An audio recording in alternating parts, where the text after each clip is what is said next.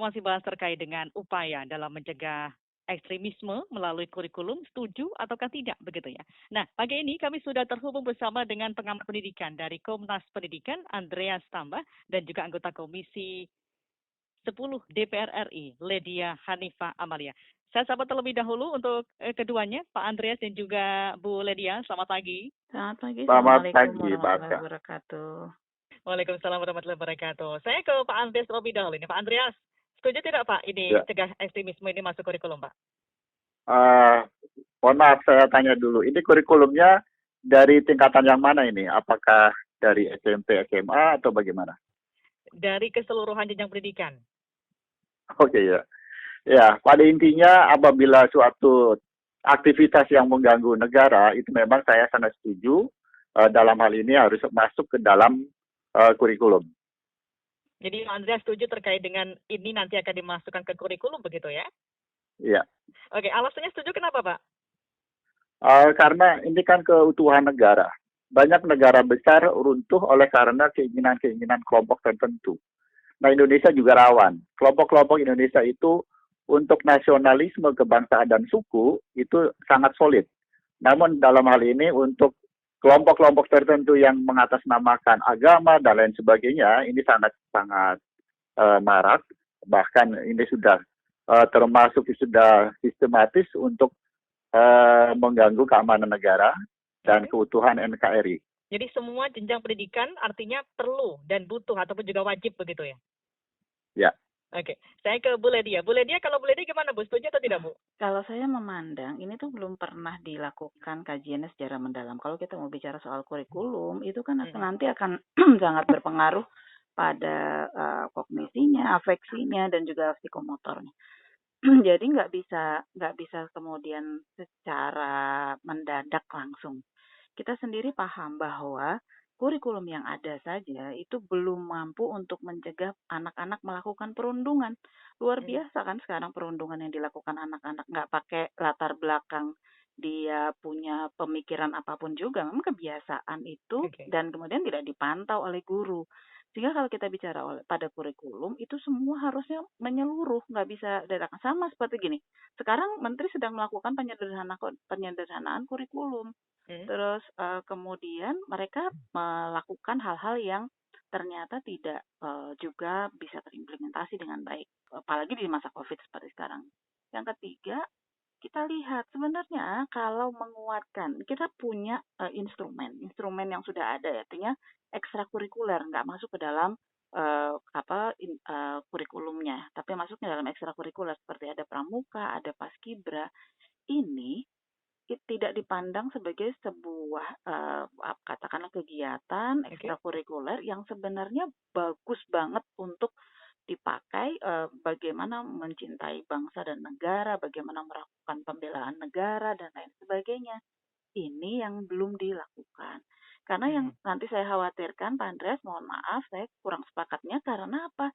Karena di dalam Perpres 7 2021 yang saya baca, itu memungkinkan orang untuk segera tiba-tiba melaporkan kalau memandang ada orang yang menurut persepsinya itu melakukan tindakan ekstremisme, mengarah ke ada ekstremisme, sementara ukurannya tidak jelas. Dan kita tahu bahwa tingkat pendidikan orang Indonesia rata-rata lama bersekolahnya tidak selesai sampai kelas 3 SMP. Artinya struktur berpikir, cara berpikir, kemampuan analisa itu menjadi satu hal yang sangat penting. Jadi kalau menurut saya kita jangan gegabah kemudian cenderung memasukkan kurikulum. Bagaimana kita melakukan analisa, bagaimana kalau perlu melakukannya dalam bentuk hidden kurikulumnya, kalau tidak nanti jadinya cuma teori lagi. Kayak pendidikan ketatanegaraan kita dan lain sebagainya. Akhirnya sia-sia gitu, menuhin isi kepalanya anak, tetapi tidak ada bab implementasinya. Oke, jadi intinya Bu Ledia tidak setuju ya Bu ya? Harus dianalisa dulu. Jadi tidak bisa menjawab setuju atau tidak, artinya harus dianalisa dulu. Nggak bisa tiba-tiba Okay. Sekarang harus dianalisa, kan kurikulum ini jangka panjang loh Mbak, membentuk orang kan. Jadi poinnya kalau dari Bu Ledia tadi, ketika sudah ada penyederhanaan kurikulum, ditambah lagi dengan ini, artinya jadi beban kurikulum, beban bagi guru juga. Kemudian karena kalau kita analisis dari perpresnya itu ternyata justru memicu konflik, begitu Bu Ledia? Iya, kalau saya mengkhawatirkan itu karena kan kalau masuk kurikulum dia harus dalam bentuk sudah dalam kajian yang dalam, kemudian kita bisa mengimplementasinya. Sementara prosesnya sekarang kita juga belum menyelesaikan, misalnya petajaran pendidikan yang ditawarkan oleh Menteri Pendidikan dan Kebudayaan juga belum selesai pembahasannya. Tahun depan ada rencana perubahan rancangan undang-undang tentang sistem pendidikan nasional. Jadi kan ini bertumpuk-tumpuk, ditambah dengan kondisi kita sedang COVID. Wah, udah tambahan lagi. Artinya kapan waktu yang tepat untuk kita bisa melakukan upaya pencegahan? Kajian dulu sekarang. Kajian segera dilakukan. Begitu sampai akhirnya jelas. Bukan, begini. Dia harus melakukan kajian sekarang, kan mereka punya litbang dan pusat kurikulum. Segera dilakukan kajian, kira-kira bentuknya apa, sehingga bukan sekedar teori aja yang disampaikan, tapi harus clear jelas nanti bentuknya seperti apa. Dan bisa dipastikan bahwa kemudian yang harus dilakukan pencegahannya itu termasuk pada hal yang sangat kecil. Yang kecil itu apa? Misalnya di perundungan bullying, itu bisa hilang gitu. Tapi meskipun begitu, kita juga tahu bahwa ini juga cukup mendesak, Bu, ya. Karena memang banyak sekali kasus-kasus yang terkait dengan masyarakat Indonesia yang kemudian akhirnya paham radikalisme yang semakin tinggi, ekstremisme di mana-mana, begitu, Bu Ledia. Iya, sorry sebentar. Jadi kenapa kajian itu perlu? Persoalannya kan ketika muncul ekstremisme tidak mesti itu berkaitan dengan agama. Berkaitan dengan perlakuan tidak adil, kemudian juga berkaitan dengan tekanan ekonomi. Sehingga kalau dikaji dengan lebih dalam, kan kita jadi penyampaiannya juga jadi pas gitu. Oke, saya ke Pak Andreas. Pak Andreas, ini dirasa dengan adanya Perpres ini terlalu gerusa-gerusu tidak sebenarnya pemerintah? Kalau hal ini tentunya pemerintah saya perhatikan masih wacana ya, bukan suatu keputusan yang tahun depan sudah mulai. Sepertinya kan belum. Sehingga memang seperti yang dikatakan oleh Ibu Ledia memang betul bahwa apabila ingin menerapkan sebuah kurikulum atau merubah kurikulum, memang kajiannya memang harus mendalam. Tetapi tatkala masih dalam konteks wacana, saya katakan setuju. Tapi prosesnya memang harus betul-betul menggunakan kajian yang betul-betul sangat dibutuhkan oleh kondisi negara kita. Tidak semena-mena langsung membuat kurikulum lalu masuk ditambah dalam misalnya sebuah mata pelajaran, sepertinya tidak. Karena mata pelajaran itu bisa misalnya PKN dan lain sebagainya, itu bisa masuk ke sana. Namun dalam hal ini memang perlu kajian yang mendalam. Namun dalam hal ini, di sekolah-sekolah itu muncul. Seandainya kurikulumnya ada, tetapi guru-gurunya juga terindikasi intoleran atau terindikasi masuk ke dalam jaringan radikalisme, ini pun sangat berbahaya juga. Nanti kurikulumnya akan mentah. Sehingga dalam hal ini, guru-gurunya betul-betul disiapkan sebagai guru yang betul-betul cinta terhadap negara. Guru-guru yang betul-betul punya jiwa nasionalisme. Gurunya harus disiapkan betul-betul sebagai guru yang menghargai segala perbedaan. Jangan sampai kasus-kasus yang seperti di Padang, SMKN 2, itu muncul di mana-mana.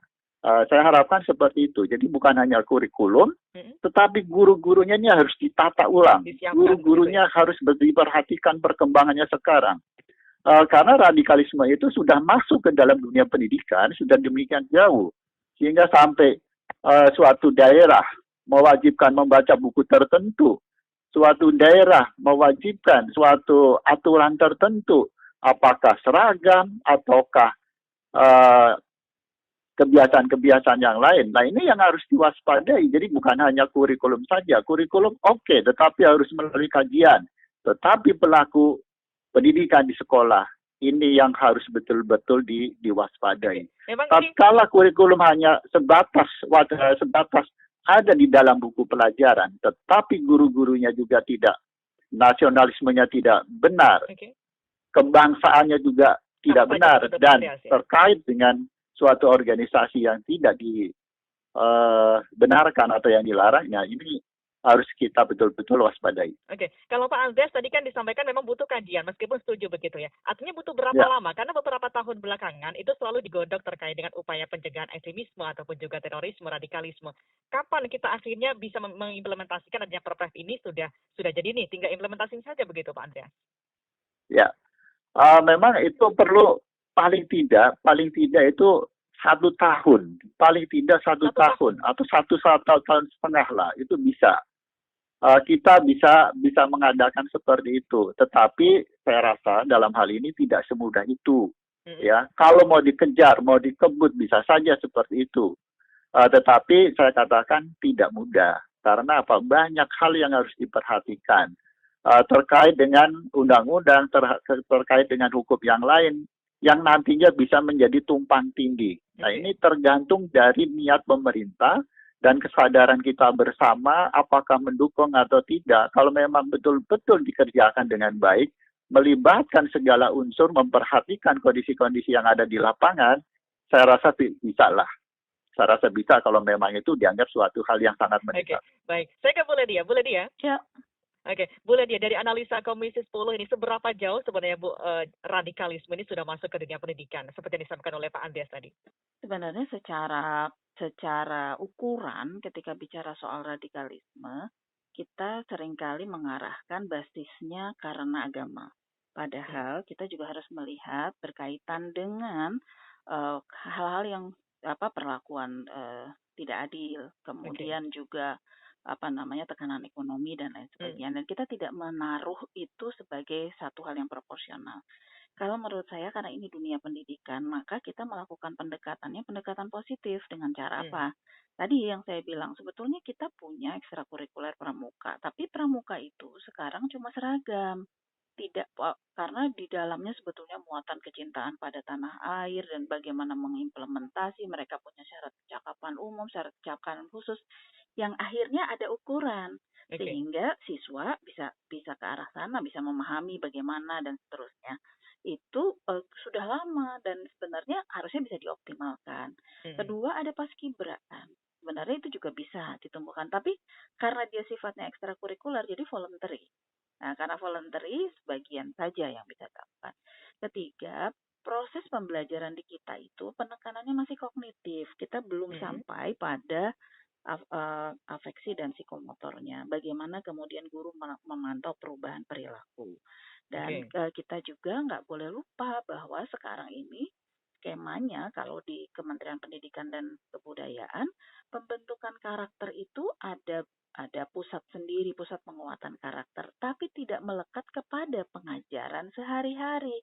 Padahal pembentukan karakter itu harusnya melekat pada pengajaran sehari-hari, pendidikan yang dilakukan. Saya yakin Pak Andreas juga sepakat karena pada hari itu bagaimana dia bisa berbuat baik, bagaimana dia mencegah membuli orang lain, bagaimana dia dengan sifat gotong royongnya dan lain sebagainya, itu kan pembentukan perilaku.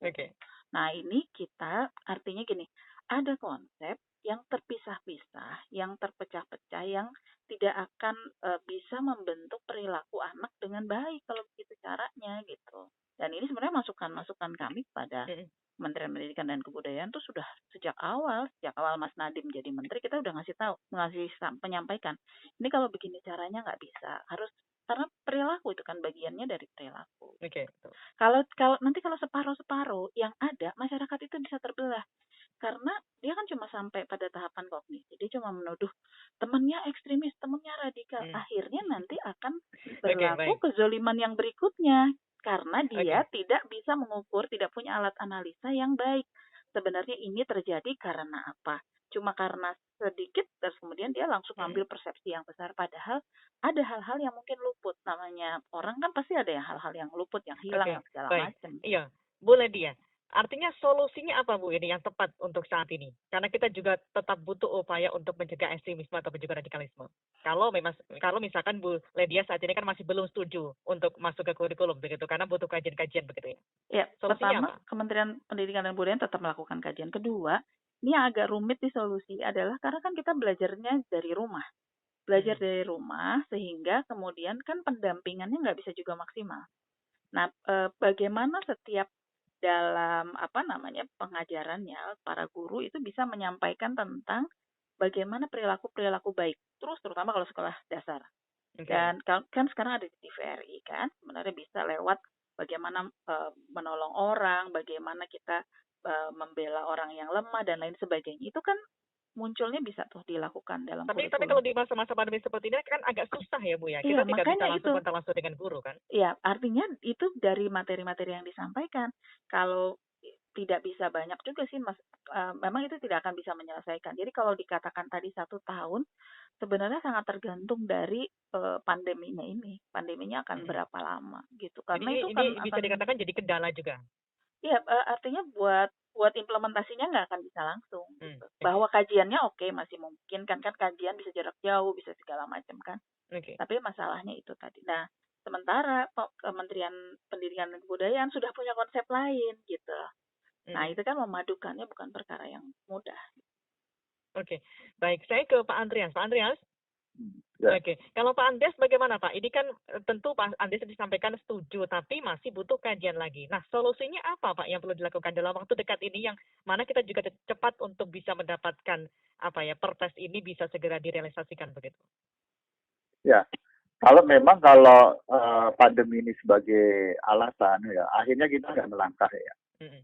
Tetapi kalau tatkala kita berbicaranya dalam kondisi normal, itu bisa cepat dilakukan untuk kajian-kajian tertentu. Memang ini kendala besar di dalam situasi yang seperti ini. Namun secara kritis, kalau ini masuk ke kurikulum adalah ada isi atau muatannya. Muatan ini sebetulnya memang sudah ada di dalam peraturan pramukaan, di dalam PPKN dan lain sebagainya memang ada. Sehingga sebetulnya ini memperoleh saja atau misalnya kontak saja dengan kondisi yang akan kita inginkan, Mm-mm. yang berdasarkan apa yang ada di dalamnya. Namun dalam hal ini yang saya tadi katakan bahwa sekalipun isinya itu sangat bagus, kajiannya sangat bagus, tetapi kalau peraturan di sekolah tertentu, peraturan di daerah tertentu, guru-gurunya berasal dari kelompok-kelompok Sudah tertentu yang siapkah begitu ya? Jadi intinya itu iya ya. ini ya nggak, jangan sampai muatannya sudah ada, isinya sudah ada, tetapi pelaksanaannya juga tidak baik oleh karena kesiapan guru memang kurang siap, atau adanya lah oknum-oknum guru tertentu yang memang terlibat di dalamnya. Nah inilah yang menjadi kendala Ya besar. mungkin nanti ada pendataan rekam jejak dari guru-guru di sekolah-sekolah begitu sebelum nanti diimplementasikan ya, Pak ya. Bisa jadi seperti itu. Ini perlu, kalau dulu zaman dulu kan ada screening ya. Mm-mm. Ada screening, mana orang yang betul-betul terlibat, mana yang tidak. Nah ini perlu dicari atau diterapkan tentang screening itu sendiri, sehingga keamanan di sekolah itu, pangkalnya di sekolah sudah terjamin, maka ada kemungkinan, ada peluang untuk lebih baik lagi tentang NKRI Oke, ini. baik. Baik, terima kasih Pak Andre dan juga terima kasih Bu Ledia sudah berbincang dengan Pro 3 pagi ini. Semoga nanti dari pemerintah segera bisa mendengarlah aspirasi dari kita semua untuk nanti bisa dilakukan kajian-kajian sehingga nanti kalau sudah matang nih, sudah mantap baru bisa direalisasikan begitu ya. Terima kasih Bu Ya. Ledia, terima Ya, kasih Pak terima Andre, selamat kasih. pagi. Selamat pagi Pak Baik, Andreas, Mbak selamat Esther. pagi.